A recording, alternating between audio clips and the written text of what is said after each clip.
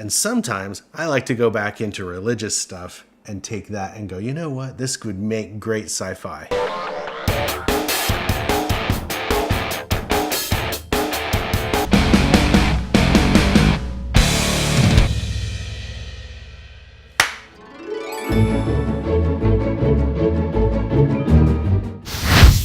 Let's talk about Joseph Smith. So I like to talk about film stories, film ideas, all sorts of things like that. And sometimes I like to go back into religious stuff and take that and go, you know what? This would make great sci-fi, wouldn't it? I mean, think about some of the stuff in the Old Testament, total sci-fi, crazy stuff. What I'm going to talk about today is some of the things I grew up with in the Mormon church. So here's the scenario for the film. Let's pretend we're making a short film and it's going to be about a guy who sees God. He goes out, 14 years old, he kneels down in a forest and he prays to God. Then he says that God appeared to him. Not just God, but Jesus. They showed up. So they're floating above him. Try to imagine this, right? Picture this. And if you're Mormon, you probably saw a movie that looks just like this because they made some. So imagine two men, gods, floating above one kid. He's down on his knees and he's seeing this for the first time. Now let's talk about the backstory behind this kind of thing.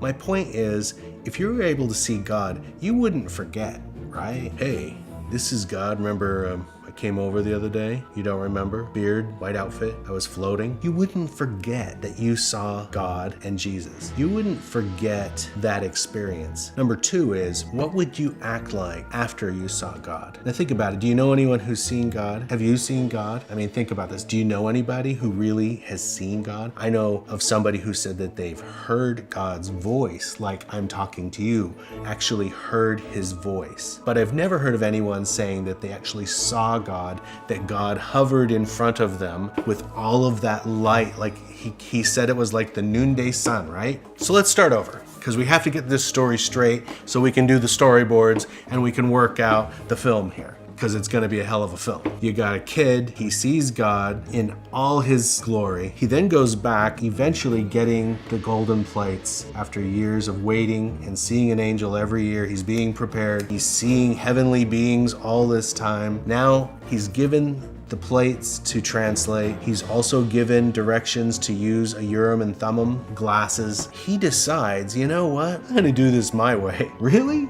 Really? You saw a God and he could just like blow you away just by standing in front of you, yet you are brave enough to say, you know what? I really, thanks and all for the Urim and Thummim. I'm gonna go back to the PEEP stone, because the PEEP stone, yeah, that worked great. Yeah, and I don't even need the plates. I'll just use a hat and this stone. I'm gonna stick the stone in a hat. Now here's the funny thing. When we went to Sunday school back in the 80s, and all my videos are gonna be talking about the 80s and the 70s when I was in the church way back then, and I was learning about all this stuff. You'd go to Sunday school, they would never show Joseph Smith translating the Book of Mormon by sticking his head in a hat. Yet that is the way he did it. Question, because we got to do our research, right? Why would they never show that? You got a bunch of smart-ass old men going, oh, I knew about the PEEP stone. We all knew about the PEEP stone. Why didn't you know about the PEEP stone? Because it wasn't part of the Sunday school or priesthood lessons. That wasn't part of the whitewashed history that we learned in church. I know why, because anyone who heard that story would go,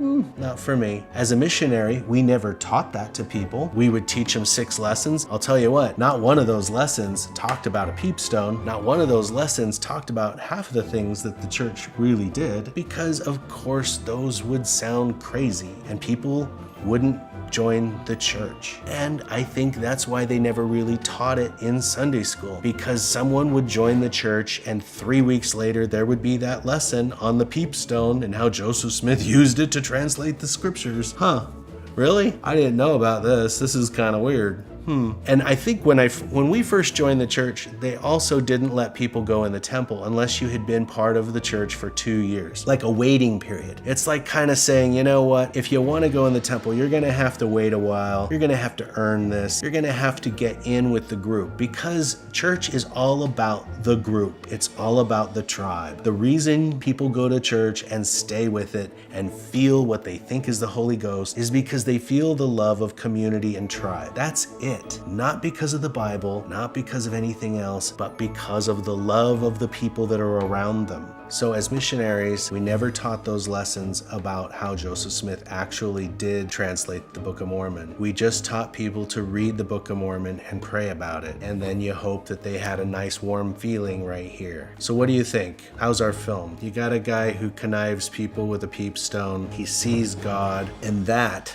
is a wrap.